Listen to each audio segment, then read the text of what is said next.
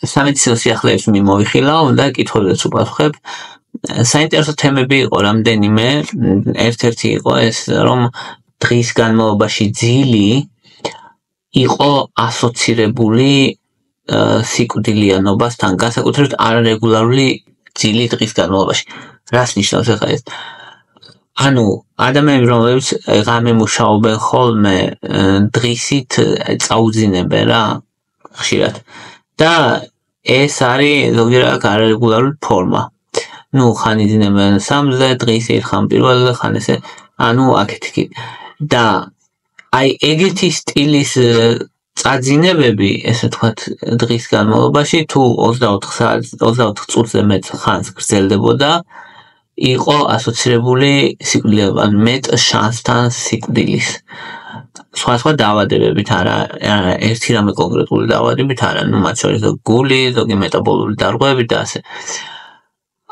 დასკვნა აქედან ეს შეიძლება ეს საინტერესო რითია. საინტერესო იმით არის, რომ ერთი რომ რეგულარული ძილი, ვისაც აქვს ადამიანს და კარგად ძინავს ღამე, იმას ნაკლებად ჭირდება დღის განმავლობაში წაძინება და თუ კი დაგეგმილად იძინებს ადამიანი რეგულარულად, ეგ არ არის პრობლემა, თუნდაც დღის განმავლობაში და თუ კი ისე არის, რომ იმდენად უსუსტდება ენერგია, რომ უწევს, რომ დაიძინოს, ხან როდის, ეგ უფრო პრობლემურია.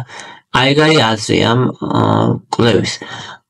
ხო, საკამათო არის რაღაცეები აქ, რა თქმა უნდა, მაგრამ პრინციპი ეგ არის, რომ რეალურად ყოველთვის ჯობია, რომ ღამე ეძინოს ადამიანს უკეთესად, სრულად და დღისით ნაკლებად უწევდეს წაძინებები, ან თუ მოუწევს იყოს დაგეგმილი. მეორე სიახლე იყო ეგეთი, რომ ეს ნევროლოგიური წამლები, მაგალითად ანქსიოლიტიკები, მაგალითად ბენზოდიაზეპინები და ალპრაზოლამი და ესეთი წამლები და მათ შორის ზოგი ანტიდეპრესანტი ასოცირებული იყო გვერდითი ამიოტროფული სკლეროზის რისკის ზრდასთან. ხო, ეხლა აქ რაშია საქმე? ეს დაავადება არის ნერვებს აზიანებს მოკლედ და ეს სტივენ ჰოკინგიც ალბათ ეს კაცი. აქ ჩანს არ ვიცი. ხო, ეს მიჯაჭვული რო იყო იმას ეს ადამიანი ეს თქვა და მიცის. ხო, უდიდეს ფიზიკოსი იყო და ამ ადამიანს ჭირდა გვერდითი ამიოტროფული სკლეროზი. და პრინციპში ეს დაავადება ამ კაცის სახელის გამო იცის ბევრმა. ეხლა რაშია საქმე აქ? ერთი თეორია არის, რომ შეიძლება ეს ნევროლოგიურმა წამლებმა დააზიანოს თავის ტვინი და ხელი შეუწყოს ამ გვერდითი ამიოტროფული სკლეროზის განვითარებას. ზოგადად ეს იშვიათი დაავადება, ხშირი დაავადება არ არის, ასე რომ ძალიან მნიშვნელოვანი რისკი არ აქვს ადამიანს, განსაკუთრებით უფრო ჩრდილოეთის ქვეყნებში აქ პოპულაციის დაახლოებით 10%-ს მატარებელი ამ დაავადების გენი. ხო, დაზღვეული არავინ არ არის, რა თქმა უნდა, ამაზე არა საუბარი, მაგრამ ზოგადად ხშირი დაავადება არ არის. და ეხლა რაშია საქმე, რომ შეიძლება კი, რომ ამ წამლებმა დააზიანოს ეს ნერვები, შესაძლებელია, მაგრამ მეორე თეორია არის, რომ მაგალითად ესეთი რაღაცა იყო, რომ ვისაც დაემართა გვერდითი ამიოტროფული სკლეროზი, მათი დიდი ნაწილი იღებდა ანტიდეპრესანტებს ბოლო 1 წლის განმავლობაში. მაგრამ ვინც მაგალითად 3 წელი იღებდა ანტიდეპრესანტებს, მათ არ ემართებოდა ეს გვერდითი ამიოტროფული სკლეროზი. ამიტომ არის აზრი და არის შეხედულება, რომ შეიძლება პირიქით ხდება. ეს დეპრესია და ანტიდეპრესანტების საჭიროება არის არა ამ ანტიდეპრესანტების ბრალი, არამედ დეპრესია არის ადრეული ნიშანი გვერდითი ამიოტროფული სკლეროზის. ეგ არის დასკვნა, რაც შეიძლება ახსნა უბრალოდ, რაც შეიძლება იყოს ამ კვლევის.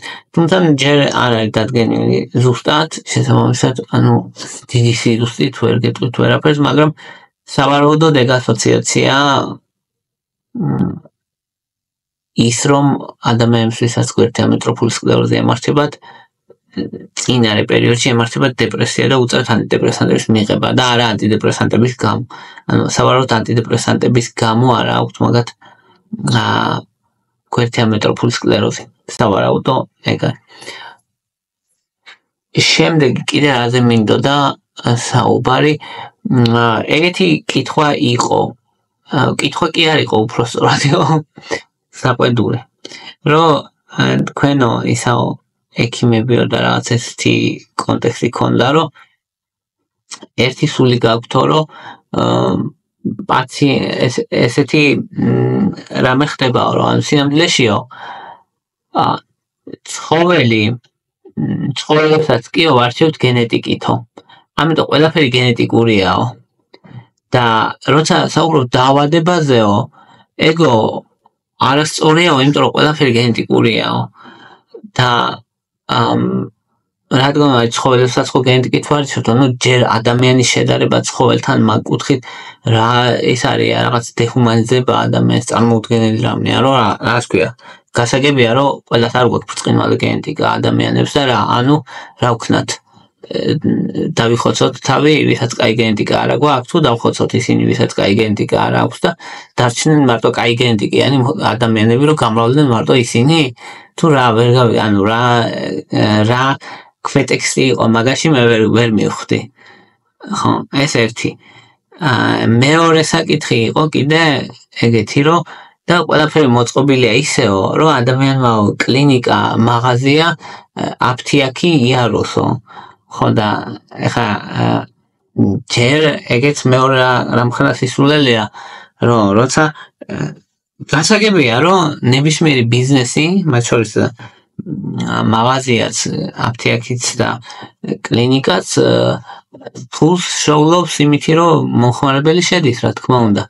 მაგრამ პრინციპები, რასაც ეფუძნება მედიცინა, არ არის მოწყობილი იმაზე, რომ ადამიანი ატაროს მაღაზია, აფთიაქი, კლინიკა. პირველი მაგალითად დაავადებების დიდი ნაწილი, რომლის კურნალობაც შესაძლებელია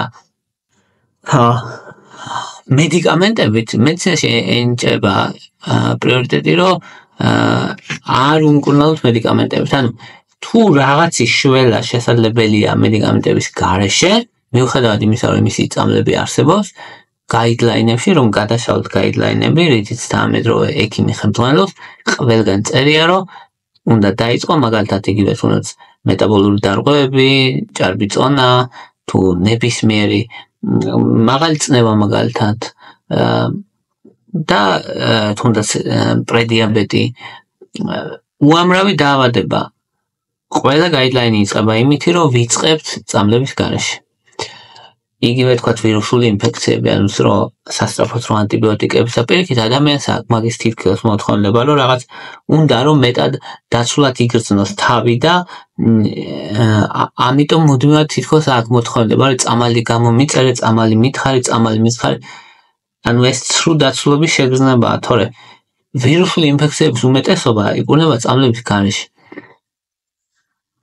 შესაბამისად ეგ თავშივე გამორიცხავს, ანუ ეს მიდგომა თავშივე გამორიცხავს იმას, რომ ეს არანაირად არავის ინტერესი არ არის, რომ გატარონ აფთიაქ და კლინიკაში. ხო, ვიღაცა ექიმები, რა თქმა უნდა, მე არ ვცხოვრობ იმაში, რა ქვია, სხვა პლანეტაზე და მე მესმის რაც ხდება, ხო, რომ ზოგი ექიმი არის დაინტერესებული, რომ რაღაც წამლები გამოწეროს და რაღაც წამლები მეტად გაიყიდოს. ეს რა თქმა უნდა არსებობს ეგეთი რაღაცები, მაგრამ ეს არნიშნავს იმას, რომ პრინციპია ესე აგებული და უგულებელყო ყველაფერი კარგი რაც ხდება და ეს ფოკუსში ამოიღო ის კონკრეტული ექიმები, რომლებიც არაკეთებენ რაღაც კარგს და არასწორად იქცევიან. ის ექიმებიც კი, რომლებიც ცოტა შეიძლება ზედმეტად ნიშნავენ წამლებს, მათი პრიორიტეტიც ყოველთვის პაციენტის მორჩენაა. არ არსებობს ეგეთი, ეხლა ვიღაცა თუ ბოროტია ამაზე არ ასაუბარი ერთეული ადამიანი, მაგრამ არ არსებობს ეგეთი არც კლინიკა, არც ექიმი, რომელიც დაინტერესებული იყოს, რომ პაციენტი არ მორჩეს. არ არსებობს ეგეთი. და ხა ისიც კიდე არის ხოლმე იმაზე სიმსივნეების პაციენტი პაციენტის ასლობლები ზოგჯერ ამბობენ ხოლმე ეგეთ რამეს, რომ განსაკუთრებით იციან ხოლმე, როცა დაიღუპება ის პაციენტი, მე რომ აი ტყუილად გვატარეს, ამდენი ფული ტყუილად გადაგვახტევინეს, ასე და მაინც დაიღუპა. და რა, ანუ მეორე არჩევანი რა იყო, რომ გვაქვს როცა ესეთი სიტუაცია არის არჩევანი, ხო? ადამიანური არჩევანია, რომ ერთი არის ვიბრძოლოთ, ვეცადოთ, იქნებ გამოჯამრთელდეს და მეორე ვარიანტი არის, რომ მოდი ჩამოუშვათ ხელები და დაველოდოთ სიკვდილს, ხო? ანუ ამ არჩევანში რა უნდა ვქნათ? ან თუ არ აქვს ახლა ადამიანს საშუალება და თუ ოჯახსაც ასე რა სიძავს ვერ იზავს, მაგრამ თუ აქვს ადამიანს საშუალება, რა თქმა უნდა, უმეტესად ირჩევენ, რომ იბრძოლონ, ხო? უმეტესად ირჩევენ, რომ თუნდაც ის ზვირიანი წამლები ძალიან და ებრძოლონ იმ სიმსივნეს და თუნდაც ხონდეს 10%-იანი ეფექტურობა, ან ყოველ 1000-ს შველოდეს, ხო? ეს 10%-იანი ეფექტურობა თითქოს დაბალია, მაგრამ თუ იმაში მოხვდება ეს ადამიანი და თუ იქ მოხვდები იმ 10%-ში, ვისაც გაუმარსებს და უმკურნალებს და ეფექტი ექნება მერე, ხო?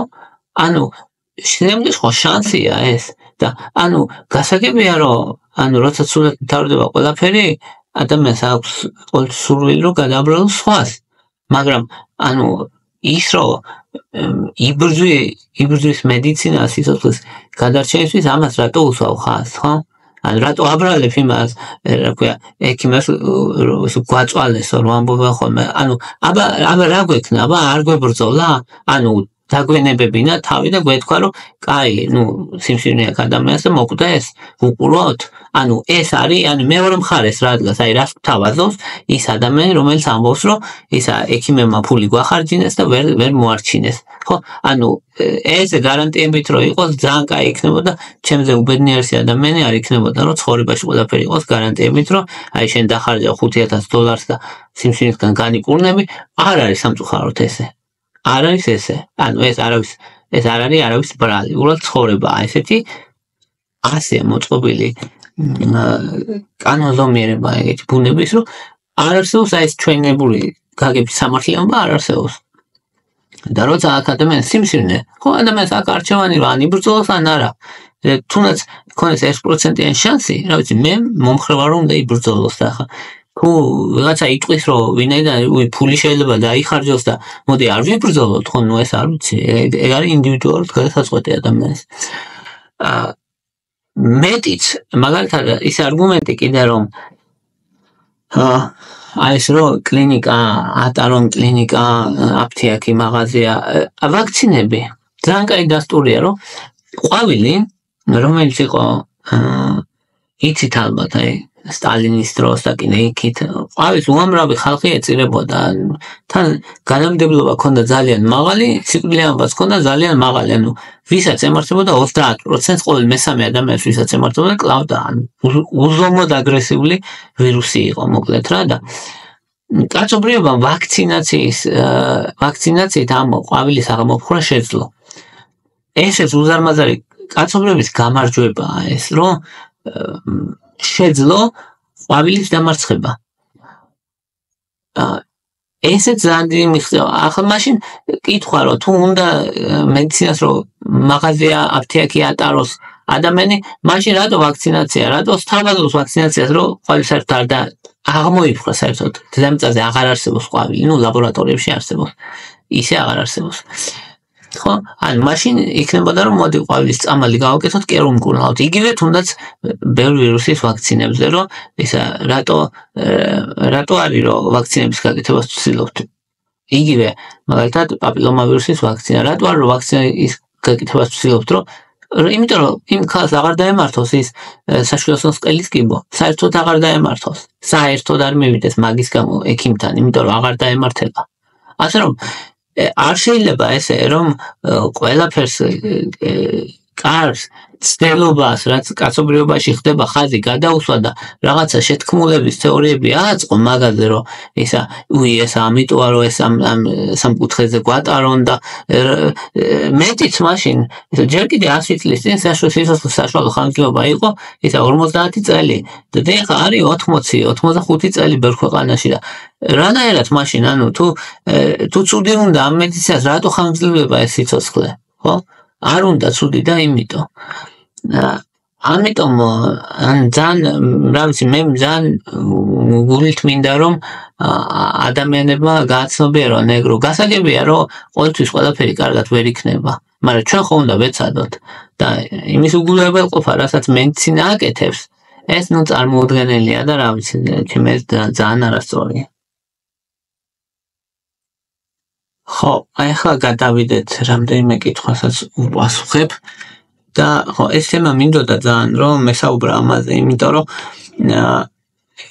ძალიან მნიშვნელოვანია, იმიტომ რომ რაღაცნაირად უნდა ჩემი აზრით გავიაზროთ, რომ ჩვენ ერთ მხარეს ვართ ყოველთვის, ანუ ერთ მხარეს ვიბრძვით, ჩვენ არა ვართ დაპირისპირებული ადამიანები, რომ ისა თუნდაც რომ როცა მაგალითად კომპანია რაღაცა კაი წამალს უშვებს და ამ წამალს ბევრი ადამიანის ვისარგებელი მოაქვს, კი რა თქმა უნდა, ფული უნდა გადაიხადოს ადამიანმა. ხა ეს ბუნებრივია. ბანალად არ ფულს ხალხი იხდის საწამალში, სიგარეტში იხდის ფულს და ალკოჰოლში იხდის და ხა რა ვიცი მკურნალობაში რომ თანხა გადაიხადოს ადამიანმა, ამაში მე ვერაფერს ვერ ხედავ ისიც მოკლედ. ხო. ეხლა რაც შეეხება დანარჩენ იმებს, კითხვა იყო ესეთი, რომ ასაკოვან ადამიანს რომელსაც ჩაუყენეს დეფიბრილატორი, რამე სპეციალური წესებით ასახო არა საჭირო. ანუ ალბათ გეტყობდნენ მაგებს, მაგრამ სტანდარტული რამდენიმე რაღაცა არა, რომ ანუ MRI უნდა აირიდოს, მაგნიტური რეზონანსული გამოკვდა, ანუ სპეციალური პირობები და სპეციალური შემთხვევები უნდა განიხილოთ ექიმთან, მაგრამ ზოგადად უნდა აირიდოთ და ტელეფონი და ელექტრონული მოწყობილობები ახლოს არ უნდა იყოს დეფიბრილატორთან 15-20 სანტიმეტრის მოშორებით. ეგ არის ძირითადები, რაც ისა ხო და ნუ ძალიან მძიმე ფიზიკური დატვირთვა და ესეთი სტანდარტული საკითხები არაფერი სხვა განსაკუთრებული ისეთი არ უნდა, ნუ ძირითადი ეგ არის. შემდეგ არის კიდე კუნთის გაწყვეტისას რამდენ ხანში აღდგება კუნთი.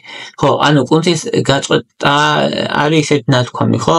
ანუ კუნთის გაწყვეტა შეიძლება იყოს სრულად კუნთის გაგლეჯვა და შეიძლება იყოს, ვთქვათ, რაღაც ბოჭკოების ნაწილის დაზიანება. ბოჭკოების ნაწილის დაზიანება რამდენიმე კვირაში აღდგება. კუნთის დიდი ნაწილი თუ გაწყვეტილია 3 თვეში დაახლოებით აღდგება და თუ სრულად გაწყვეტილია და სერიოზული თან თუ სპორტსმენია ადამიანი და ასე შეიძლება ოპერაცია დაჭირდეს. ანუ დამოკიდებულია მოკლედ შემთხვევაზე, თუმცა ზოგადად უხეშად რომ ვთქვათ 3 თვის ფარგლებში აღდგება მძიმედ დაზიანებული კუნთი. ხო, ფეხებზე მაწუხებს შეშუპება და გაგანიერება შეიძლება არ იყოს, ხო? ანუ ფეხების შეშუპება მაწუხებს და სიმძიმის შეგრძნება და რა შეიძლება იყოს, ვენები არ მაქვს ვიზუალურად არ ჩანს არაფერი. ხო, შეიძლება იყოს ეგრე, რომ ანუ ვიზუალურად არ ჩანდეს არაფერი, მაგრამ გაწუხებდეთ მაინც ვენური უკმარისობა ეგ შესაძლებელია, თუ რამე სხვა მნიშვნელოვანი, თუ ახლა გულის პრობლემა არ გაქვთ, მე არ ვიცი თქვენ რამდენი წლის ხართ და ეს თქვენი ისტორია ხომ არ ვიცი, მაგრამ თუ კი ზოგადად ჯამრთელი ხართ და მხოლოდ ზაფხულობით გაწუხებთ, სავარაუდოდ ვენური უკმარისობა იქნება და ვენურ უკმარისობაზე სრულად მაქვს ნასაუბრები. ხო, აი ესენი იყო პრინციპში, რაზეც მინდოდა დღეს მესაუბრა.